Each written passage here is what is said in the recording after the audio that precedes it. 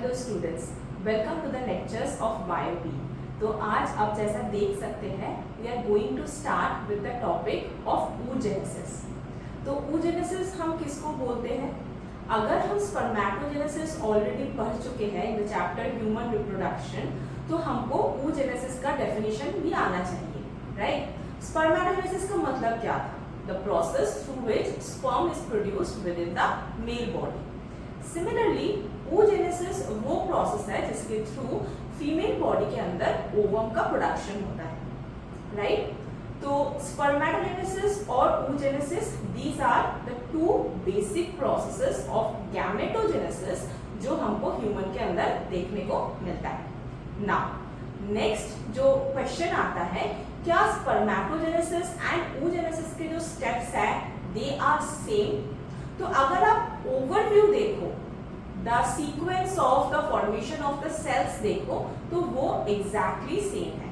जैसे कि यहाँ पे आपको बोर्ड पे देखने को मिल रहा है, in case of spermatogenesis the production of formation of sperm started with spermatogonium, right, जिसको हम जर्म मदर सेल भी बोलते हैं।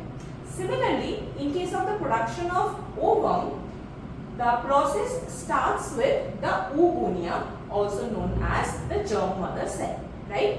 So obviously spermatogonium की तरह oogonia भी एक diploid cell होती है, ठीक है? तो साइड बाय साइड हम प्लॉइडी भी यहाँ पे मेंशन करते हुए चलेंगे। नाउ अब ये oogonia जो है ये डिवाइड करती है, right? And it forms, it divides by simple mitosis process and it forms the primary oocyte। Similarly जैसे कि आप याद करोगे स्पर्मेटोजेनेसिस में क्या था? Primary spermatocyte. Then primary spermatocyte further divide किया था through meiosis to produce the secondary spermatocyte, और वहां से हमको देखने को मिला था spermatid and finally the mature sperm. यहाँ पे भी हमको वही सीक्वेंस देखने को मिलेगा overall, primary oocyte followed by secondary oocyte then ovum, right?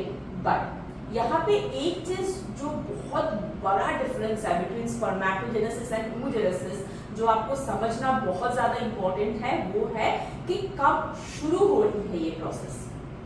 In case of male spermatogenesis starts after puberty. Puberty के बाद उनके बॉडी में कुछ हार्मोन लेवल्स की चेंज होती है, जिसके वजह से उनके बॉडी में स्पर्मेटोजेनेसिस इंड्यूस होता है। बट जब हम oogenesis की बात करते हैं, this is a process which starts during the intrauterine life of the fetus, female fetus, okay? तो एक बहुत इंपॉर्टेंट टर्म हमको यहाँ पे मिल रहा है which is intrauterine life।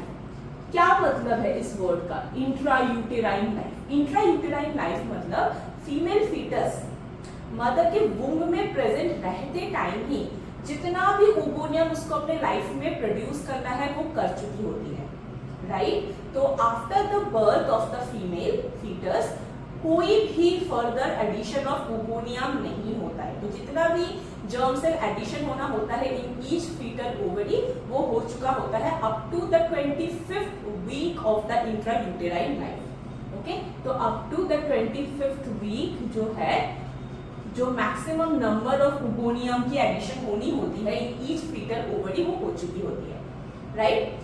अब क्या होगा? अब अगर हम कोई भी गैमेटोजेनेसिस देखें, be it spermatogenesis be it oogenesis, उनके तीन बेसिक स्टेप्स होते हैं। What are those steps? The first step is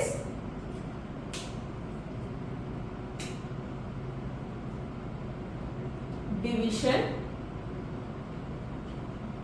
then differentiation and finally maturation। तो डिवीजन में क्या होता है? Division is nothing but basically we are talking about simple mitotic division. तो डिवीजन में क्या होता है? डिवीजन में ये जो oogonia है they will divide further to increase the repository of oogonia। तो ये जो हो रहा है हमारे इंट्रायूटेराइन लाइफ में अप टू 25th वीक तक हो जाएगा to create the repository of oogonia। After that some of the oogonia, okay, will undergo differentiation. Okay, they will increase their size and they will form the primary oocyte. तो यहाँ पे हमको देखने को मिलेगा डिफरेंशिएशन. ओके, तो please याद रखना, क्योंकि डिफरेंशिएशन हुआ है, किसी भी टाइप का मियोसिस अभी तक नहीं हुआ है, तो प्राइमरी oocyte का प्लॉइडी क्या होगा बताओ? यस, तो प्राइमरी oocyte का जो है वो हमारा प्लॉइडी होगा. It will also be diploid. Now अब प्राइमरी oocyte तक पहुंच गई. ठीक है, अब प्राइमरी oocyte में पहुंचने के बाद नेक्स्ट शुरू होता है राइट मैच्योरेशन वाला फेज. तो यहाँ पे हमारा स्टार्ट होता है मियोसिस.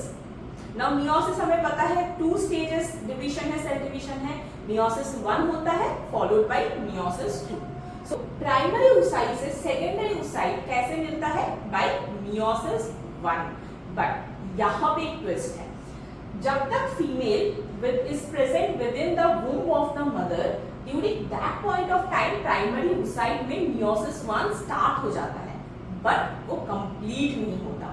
तो कहाँ पे जाके स्टॉप हो जाता है? meiosis 1 stops in the prophase 1. अगर बहुत स्पेसिफिकली आप बोलना चाहो तो प्रोफेज 1 में जो डिप्लोइड फेज है वहां पे जाके ये सेल डिवीजन स्टॉप हो जाती है. And at this point of time the female foetus will take birth. Okay, तो पहले हम इसमें क्या देखेंगे कि दिस आप मान लो अप टू बर्थ है, राइट, अप टू बर्थ, और वहां पे जाके ये स्टॉप है. कहां पे स्टॉप है? कौन सा फेज है वो जिस फेज में जाके स्टॉप है? ये फेज है आपका प्रोफेज 1. प्रोफेज 1 इसका डिप्लोटीन. ठीक है, ये सारे पॉइंट्स बहुत इंपॉर्टेंट है आपके नीट एग्जाम में एमसीक्यू सॉल्व करने के लिए. आप ये पढ़ना, then you go through with your NCERT और फिर आप प्रीवियस ईयर क्वेश्चंस लगाना and tell me in the comments कि आपको ये कंसेप्ट समझने में कितना इजी हुआ, कितने क्वेश्चंस आप इजीली सॉल्व कर पाए. राइट, सो क्या हो गया? इस पॉइंट पे फीमेल ने बर्थ ले लिया जहां पे जो प्राइमरी oocytes है वो प्रोफेज 1 में उनका डिवीजन स्टॉप हुआ है. अब बर्थ के बाद क्या होगा? बर्थ के बाद एक स्मॉल स्पैन ऑफ टाइम निकलता है उस फीमेल के लाइफ में जिसको चाइल्डहुड बोलते हैं, मतलब जब तक वो अपनी प्यूबर्टी तक रीच नहीं करती. तो अप टू प्यूबर्टी कुछ चेंज नहीं होगा, एज इट इज रहेगा प्राइमरी oocyte. हाँ, कुछ नंबर ऑफ फॉलिकल्स जो है वो डिग्रेड कर जाते हैं जिसको हम फॉलिक्यूलर एक्रेशिया बोलते हैं. वो हम तब पढ़ेंगे जब हम फॉलिक्यूलर जेनेसिस पढ़ेंगे. अभी उस पर नहीं फोकस करते, अभी यहाँ पे फोकस करते हैं. तो बर्थ हो गया, then up to her puberty. जब वो प्यूबर्टी में पहुंच गई, ठीक है, अब सेम मेल की तरह फीमेल की बॉडी में भी जो गोनाडोट्रोपिक हार्मोन्स है उनके लेवल्स चेंज करेंगे. एंड नाउ क्या होगा? मियोसिस 1 जो यहाँ पे स्टॉल हुआ था वो मियोसिस 1 कंप्लीट होगा and it will generate the secondary oocyte. Now अब हमें पता है जब मियोसिस 1 होगा, एक प्राइमरी oocyte से एक सेल तो प्रोड्यूस होता नहीं है, 2 सेल प्रोड्यूस होगा, तो एक तो हमको सेकेंडरी oocyte मिलेगा. रिडक्शनल डिवीजन है ना मियोसिस 1, तो इसके अलावा वी विल ऑल्सो गेट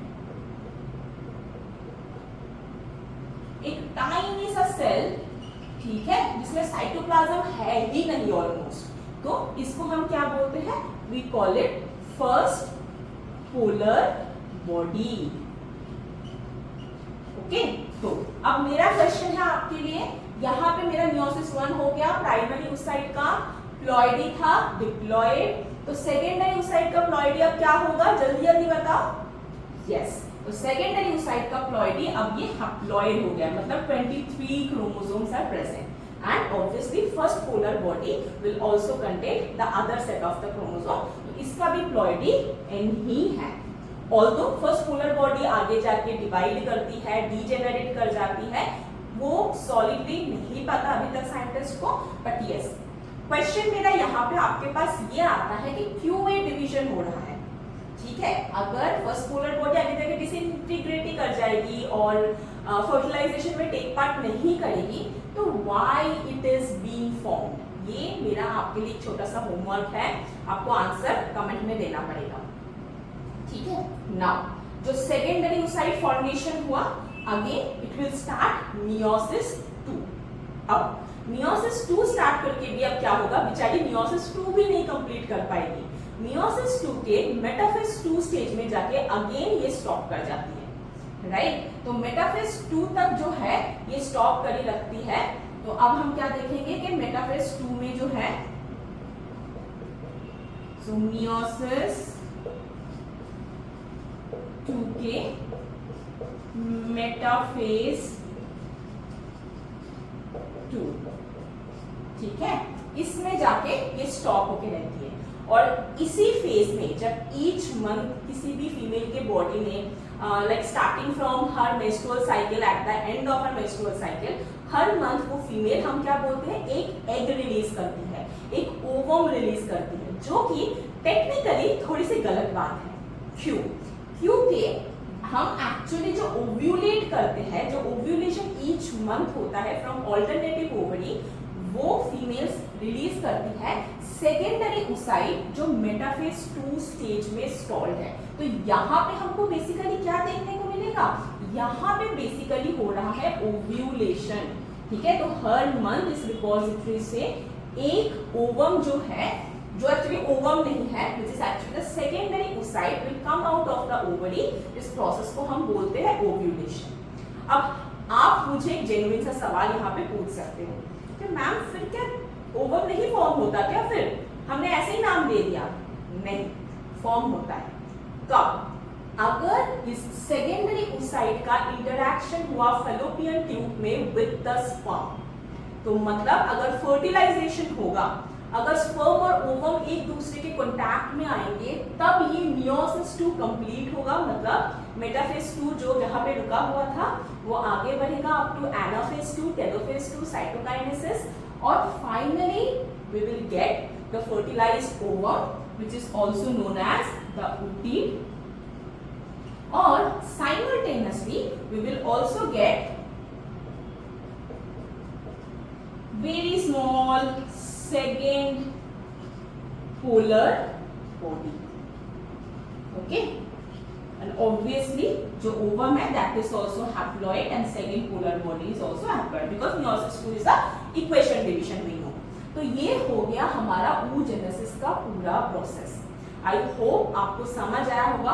अगर मैं छोटा सा समरी करना चाहूँ जो भी प्रोसेस हमने पढ़ा, तो क्या क्या की पॉइंट्स हमको याद रखने हैं एग्जाम में इजीली क्वेश्चन सॉल्व करने के लिए, जहां से सबसे ज्यादा क्वेश्चंस आते हैं कि एक तो डिफरेंस स्पर्मेटोजेनेसिस और oogenesis का। स्पर्मेटोजेनेसिस जो है in case of boys it is being started after the puberty and x tends till death. But अगर हम फीमेल्स के केस में oogenesis के बारे में बोले तो oogenesis स्टार्ट होता है ड्यूरिंग द इंट्रायूटेराइन लाइफ, ठीक है, और ये चलता है अप टू मेनोपॉज। ठीक है, मेनोपॉज के बाद ओवम प्रोडक्शन बंद हो जाता है। सेकेंड, अगर आपको याद हो, एक स्पर्मेटोगोनियम से हमको 4 मैच्योर स्पर्म्स मिल रहे थे, राइट, बट यहाँ पे we can see from 1 oogonium we are getting only single ovum. ठीक है, तो ये कुछ बहुत ही बेसिक डिफरेंसेस हैं जो हमको स्पर्मेटोजेनेसिस और oogenesis पढ़ते टाइम दिमाग में रखना चाहिए। फॉलिक्यूलर जेनेसिस हम नेक्स्ट क्लास में केटर करेंगे। आपको इस लेक्चर से कुछ भी डाउट हो या अच्छा लगा हो जरूर कमेंट करिएगा, और जो होमवर्क मैंने आपको दिया है, right, why this formation of polar body is there, what is the need, मैं आंसर चाहती हूँ comment. I want to see who are giving the answer. तो with that I am signing off. Thank you for attending the lecture. Have a nice day. Bye bye.